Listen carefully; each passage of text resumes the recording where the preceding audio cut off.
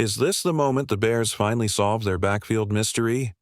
Hey there, Bears News Fan Report family. Strap in, because what I'm about to lay on you could change everything you thought you knew about Chicago's ground game. Ikurunin. That like button and subscribe if you're ready for the truth about our next franchise-changing move. Picture Halas Hall buzzing with urgency. The front office has ticked every box on the roster upgrade list. Quarterback, offensive line, even. The secondary, yet one question still haunts every Bears fan. Who's going to shoulder the load on the ground? Could it be that the answer to that riddle has been hiding in plain sight, waiting for the right moment to surface? What if the piece we've been missing is one you never expected to be available? Let's rewind. During OTAs and minicamps this spring, whispers spread that Chicago was testing its depth chart to the max, evaluating DeAndre Swift, Roshan Johnson, and rookie Kyle Monangai in every drill. The hope was that one of them would seize the starting job. But behind the scenes, the front office knew better. Sustainable success demands a bell cow back, someone who can rip off game-changing runs and wear down defenses by halftime. Remember, last season when the Bears ranked near the bottom of the league in rush attempts and struggled to control the clock? That's the kind of stat that keeps GM Ryan Poles up at night. Then, like a bolt of lightning on a cloudy day, the chatter began. Could Chicago swing a trade for a genuine star running back, one whose name alone sends defensive coordinators scrambling to adjust their game plans? Initial speculation pointed to big names like Jamal Williams or even dislodging Nick Chubb from the market, but both paths hit roadblocks. Williams re-signed in Houston, and Chubb's price tag was simply astronomical. So where did that leave the Bears? Standing at the edge of the possibility, searching for a hidden gem, enter the Seattle Seahawks under the radar dilemma. Their young runner, Kenneth Walker III, once a Pro Bowl rookie sensation, has endured a frustrating season riddled with injuries. Missing 6 games and averaging a career-low 3.7 yards per carry. Suddenly, the Seahawks find themselves with a surplus of talent behind Walker. Zach Charbonnet, Damian Martinez, even undrafted rookie Kenny McIntosh has flashed enough promise to give. Seattle pause about Walker's long-term role, and when a team faces contract questions, Walker enters the final year of his rookie deal and could command upwards of $40 million on his next contract. It doesn't take a genius to realize that Seattle might prefer a modest draft pick over gambling on a contract-year player with a health history. Sources tell us that Bears insider Bill Zimmerman of Windy City Gridiron believes Poles is quietly assembling the pieces for this exact chess move. Could the Bears land Walker for as little as a 5th-round pick? Imagine dangling newly drafted 7th-rounder Kyle Monangai plus a mid-round selection, and suddenly Seattle might just decide that getting something, anything, of value for Walker is smarter than watching him walk in free agency next spring. Some execs around the league insist that this scenario is more than wishful thinking. They say it's exactly the kind of deal Poles would engineer when stakes are high and draft capital is precious. But why Walker? When healthy, this guy is a rare blend of power and speed.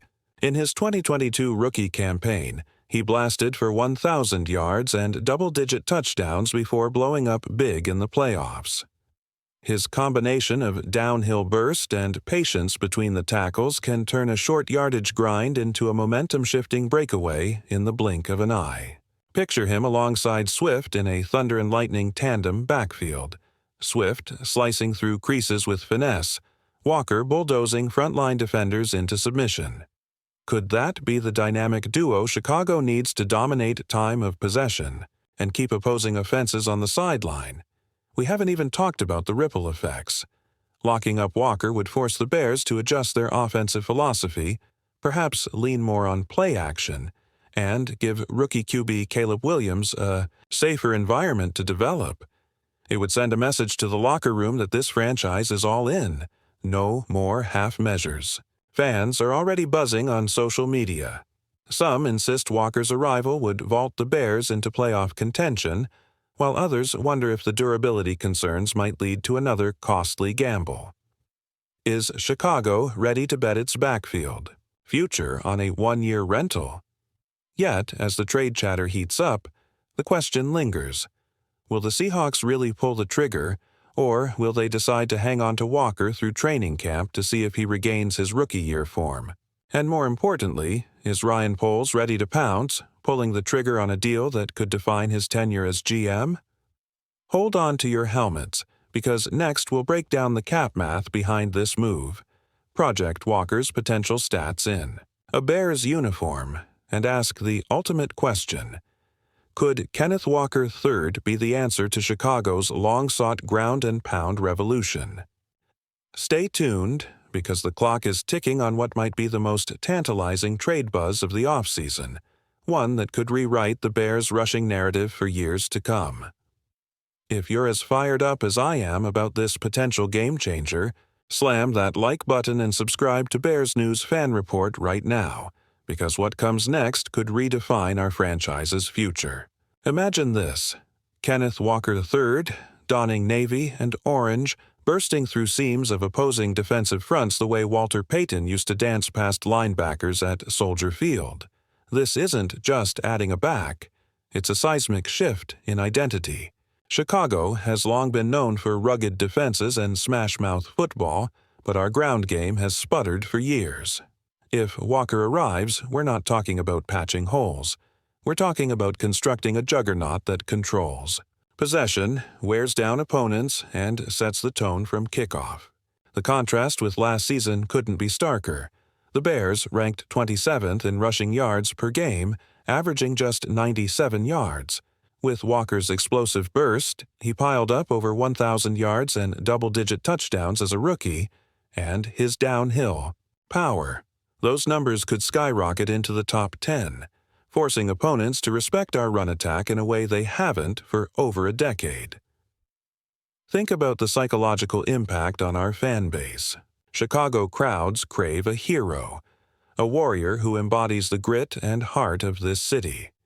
We reminisce about Peyton, Fort, and even Jordan Howard, who delivered electric moments that still echo in these stands. Walker, though different in style, carries that same aura, a back who can break off a 60-yard run, catch screens on the move, and finish drives in traffic. If he flourishes here, we'll see fans erupt in a way reminiscent of the mid-'80s monsters of the Midway, roaring whenever the line holds for one more yard. And every time Caleb Williams drops back, knowing he has a reliable 2-horse powertrain behind him, it will change how he attacks the defense.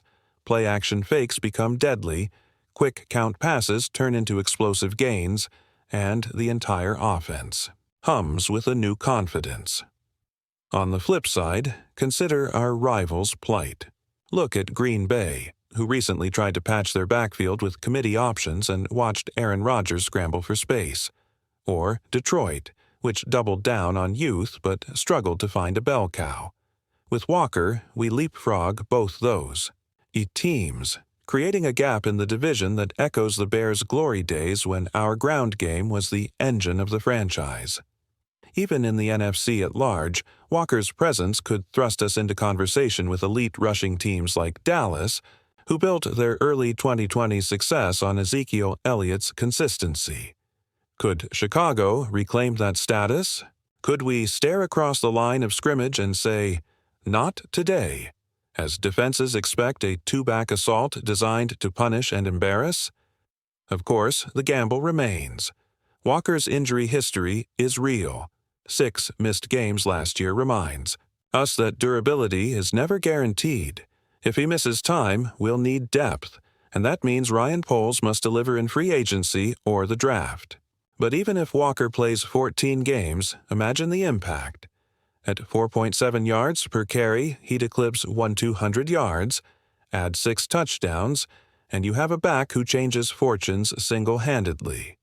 Those are Pro Bowl numbers that not only energize this season, but set up our offense for years, giving Poles the flexibility to allocate future picks toward defense or the trenches. He'd have bought us a window to contend, like how the '85 Bears defense backed Peyton's runs and forged a Super Bowl ring. So here we stand, at the crossroads of speculation and reality. Will Seattle pull the trigger, trading away a homegrown star in Walker for a modest draft haul? And will Ryan Poles have the nerve to pounce, betting that one pivotal acquisition can vault this team back into championship contention? My gut tells me that the pieces are in place for the most electrifying era of Bears football we've seen in a generation. But what do you think, Bears faithful? Could Kenneth Walker III be the catalyst that finally unleashes Chicago's ground-and-pound dominance and resurrects the spirit of legends past? Drop your thoughts in the comments below, and let's carry this roar all the way to the end of the season. Go, Bears!